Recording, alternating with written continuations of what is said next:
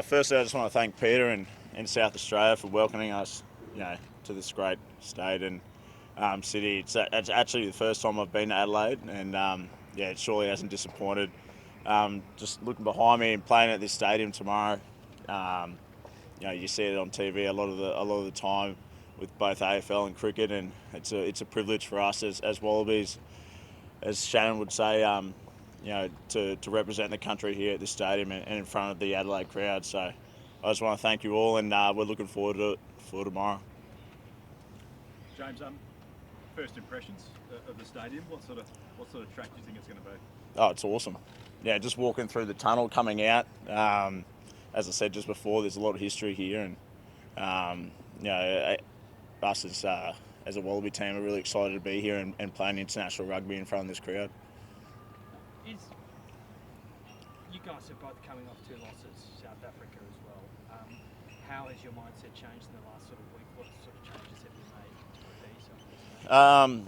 Look, we've got to be better. We know that, and I think Rens has come out and said that. So for us as a playing group, we've worked pretty hard over the last week. We had a disappointing result in Argentina a couple of weeks ago, and the task is now South Africa, which is a pretty tough one.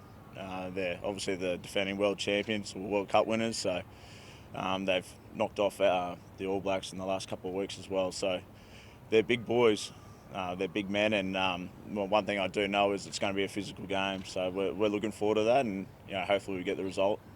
South Australia's a pretty AFL mad state. Some would even say that rugby's a bit of an exotic game here. What would you say to South Australians where this might be their first introduction to the game of rugby union? AFL's huge, I know that, but also cricket. But in terms of rugby's a global game that I guess anyone can play. And in terms of the Adelaide crowd coming down to enjoy not only the rugby but supporting the women's game as well is really important for us. At the end of the day, we're an Australian team. We're representing the people of Australia, and we really take that. We really put a focus on that as a team, and that you come down and hopefully we can put on a performance that you're proud of. That's for sure. What can the playing group tomorrow do to help Noah Lolesio out have a good game?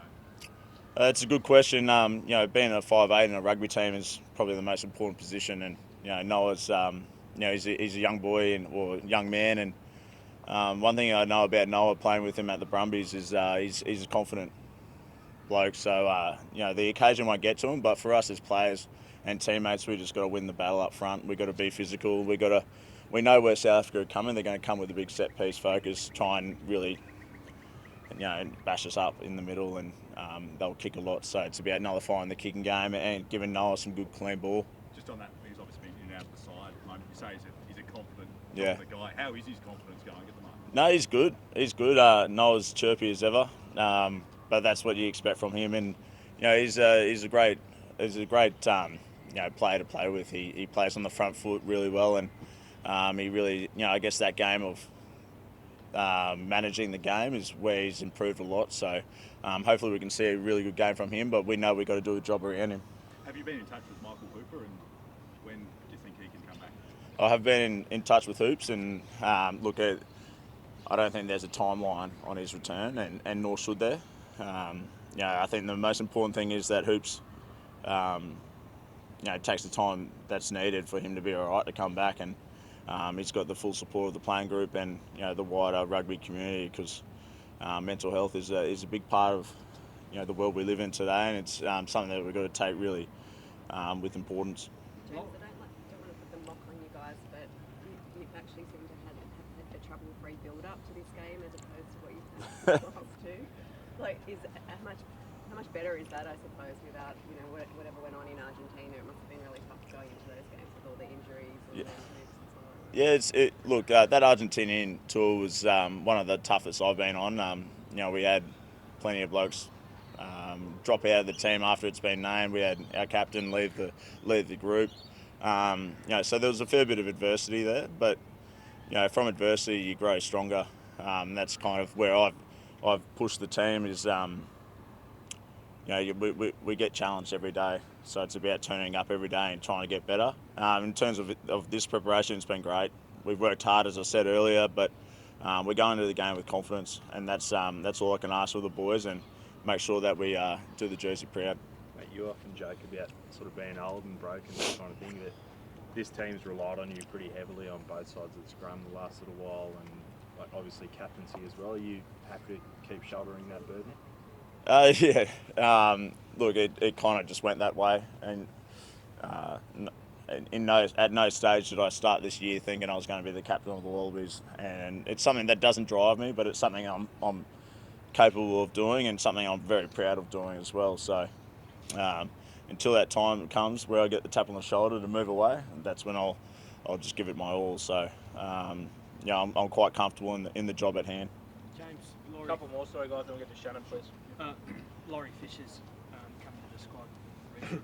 How has your defence changed since how has his impact changed the group? Yeah, Lord's he's been a great inclusion in the coaching staff. He obviously brings a lot of experience. You know, he's been around the game for probably 50 years. I actually don't even know how old he is. So he's a good man. He gets around the players. The players really respond well to him. He's only had a week of prep with us, so I guess time will tell how much of a difference he's made. But he's an experienced coach, and the players have really bought into what he's trying to do. So we've got a big task ahead of us. We know what's coming. Slips, how do you address these slow starts? That's a really good question. If I knew the answer to that, I guess I'd be the head coach. But I think the way we train, the way we prepare, I guess preparation's everything, isn't it, when you come into a test match? And I think out of all 5 tests we've played so far this year, we've lost the first 25 minutes in each game. So, it's been definitely spoken about, the start of the game, and hopefully we can put South Africa under a bit of heat early. But more so than usual? Like, has there been an extra emphasis this week about addressing that? Yeah, there has. It comes down to, I guess, creating opportunities and then taking them.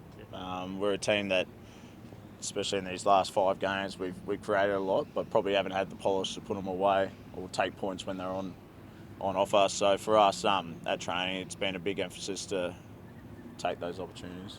Dave Brennan was talking about... We'll have to bring Shannon in, mate, because we've got to move. Okay, to the tempo. sure, mate. Thanks, Shannon.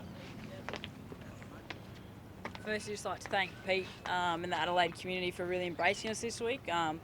We've been doing a lot of community engagement, and it's been really pleasing for us as female athletes of a driving sport, the amount of youngsters that are here in Adelaide really embracing the game. We're fortunate enough to get down to Burnside Rugby Union Club later in the week and have a session there and a clinic there with the under 12 to under 16 girls, and they're playing Tasmania today, so just want to wish them all the best. But the hospitality here has been absolutely fantastic, and what a better way to finish off the week with a double header for the first time here in Adelaide for us. It's a really exciting opportunity for us on Saturday. We're looking forward to. Shannon, just on that, how important for the development of the female game is it to have a double header like this in a market that's not necessarily a rugby market? Yeah, I think it's massive. Anytime you get to play in Australia is always something special, but to be able to play here in the AFL heartland, that's part of breaking down barriers for women's sport. And I think for us, the engagement we could see in the local juniors was phenomenal. Girls that are new to sport within the last 6 months and are really loving it, getting a ball in hand, and that's I guess our role and our responsibility of being in that national team is to create a pathway so these youngsters, if they do want to be a Wallaroo down the track, there is that opportunity there for them.